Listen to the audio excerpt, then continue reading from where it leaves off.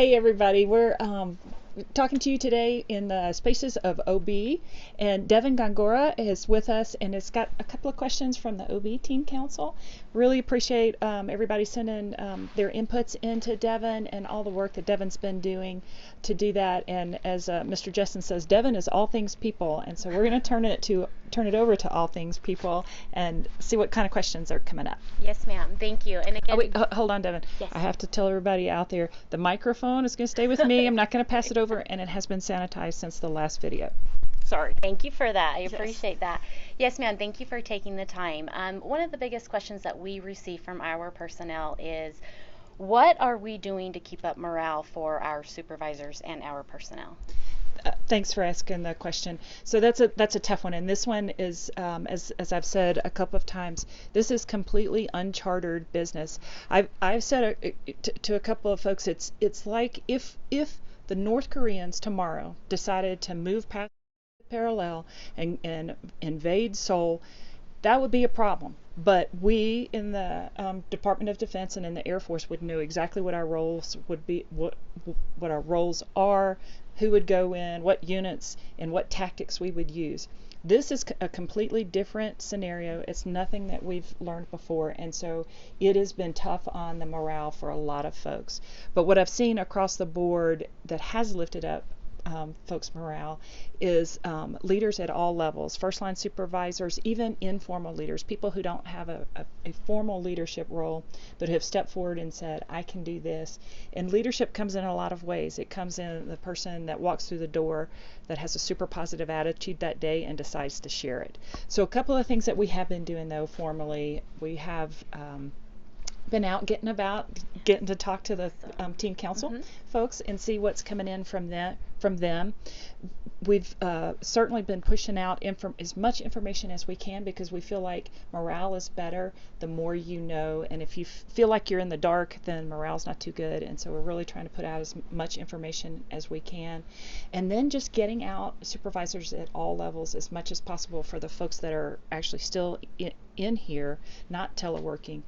Getting out on the office floors, getting out on the shop floors, and just being present and asking people what's going on with you and how are you coping with things and how's your family doing. That's great. I really appreciate that. And I think I caveat that is a great deal for people to hear that information, because I think that gives them more comfort and actually leads to our next question. How are we getting these information, the COVID information, out to our personnel? Is it just via email, or do we have a website that we could look at?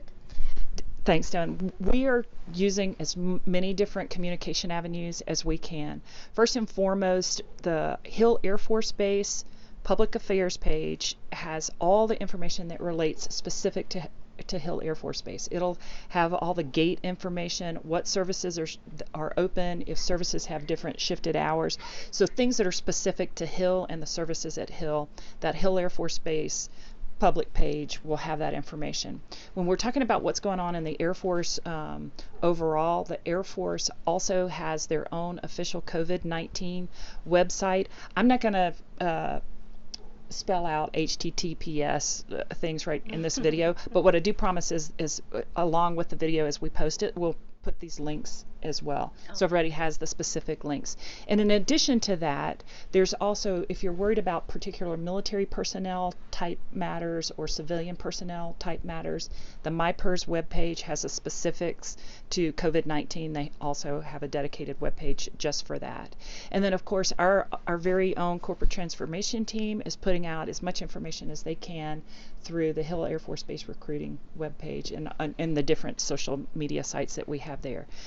We are also using email to get the information out as well. So we are pushing as hard as we can, but we'll get the links out with this video as well, so people can turn to it. And I'll put a caveat. Information is changing hourly. We are doing the best that we can to put out guidance and policy and information as soon as it comes out, but it is literally still changing hourly. And so I'm still asking for everybody's patience and flexibility as we work our way through this. Yes, thank you, ma'am. That's great. I appreciate that. We did see via email that there was another confirmed case on the installation. How are those individuals being contacted, or the people that could have been around them being contacted? Right. So very important. So we have 2 confirmed cases on the base right now. So we suspect over today or tomorrow that we will have some more confirmed cases. The very first thing that we do is take care of the employee. So if we find out by various means that the employee may notify us, we may be notified by a public health official that the employee is tested positive. Whatever the case, we make sure if the employee isn't already home that they are home and taken care of, and that they and their family are okay. It's number one thing that we do. The second thing that we do is evacuate the work area, make sure that wherever the employee was working has been cordoned off and evacuated so that we can go in and get it professionally cleaned. We have a cleaning contract that's going to specifically clean those areas that have tested positive or had a member test positive that worked there. Great. In addition to that, as we're cordoning off and evacuating that area, as soon as the employee has been identified as being COVID-19 positive, then the public health officials began what's called a contact tracing investigation.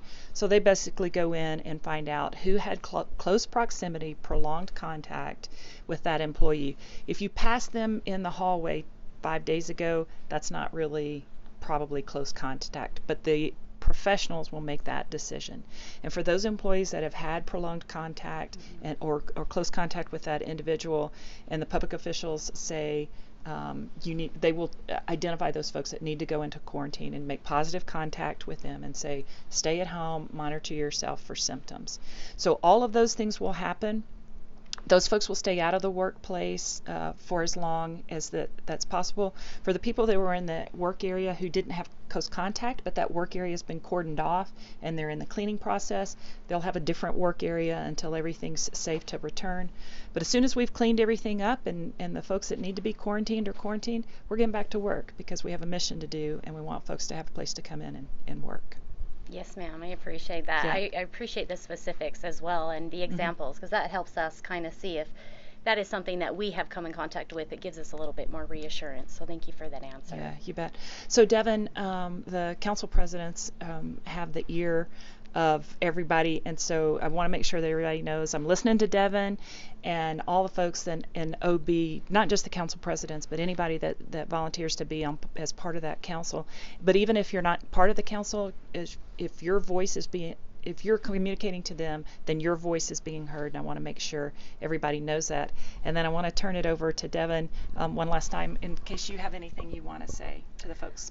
Thank you, ma'am. Yeah, like she mentioned, we are our team council is the OB, and our motto is your voice elevated. And this is a great perception right now for us to do just that to our leadership. So we fully let you know that our information and your questions are getting up to leadership, and we're going to follow up and give you that questions back. And I would love to kind of turn the time over real quick to our director, Mr. Jessen. Thank you, ma'am, for answering a few of our questions. You bet.